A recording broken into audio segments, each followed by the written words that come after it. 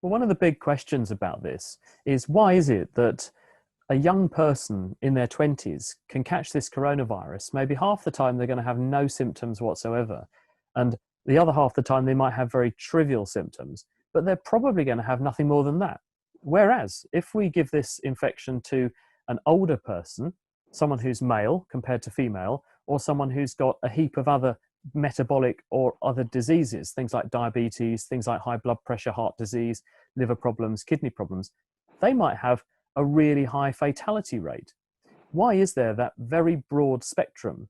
And why is it that we are aware of people who are in their 90s and even someone over 100 who caught this and recovered uneventfully? Why is there this enormous range of symptoms from almost none to fatal?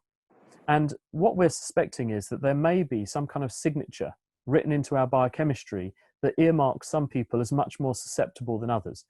And if we can spot that signature and it's there before a person even catches coronavirus, we might be able to say to people who are currently shielding, for example, they're very worried about what would happen if they caught it.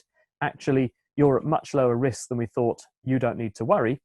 And equally, we might be able to spot some people in the population who don't think they've got anything to worry about, but were they to catch coronavirus, would become very unwell, and we can urge them to be more cautious. Equally, we might be able to find signatures in people's biochemistry very early in the illness, so we know who is going to have a stormy course with this, and therefore who to focus our attention on. Who should we escalate? Whom should we prioritize for, say, early interventions with other drugs, antivirals, etc.?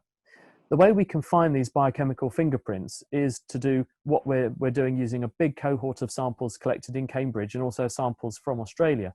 And that's to screen through many, many examples of people with different disease severities and look for patterns of different levels of molecules in the bloodstreams of these people, which are predictive of the different outcomes that those patients had. And if we can identify a specific spectrum, we might then be able to turn that into a test that will enable us to do what I've just mentioned.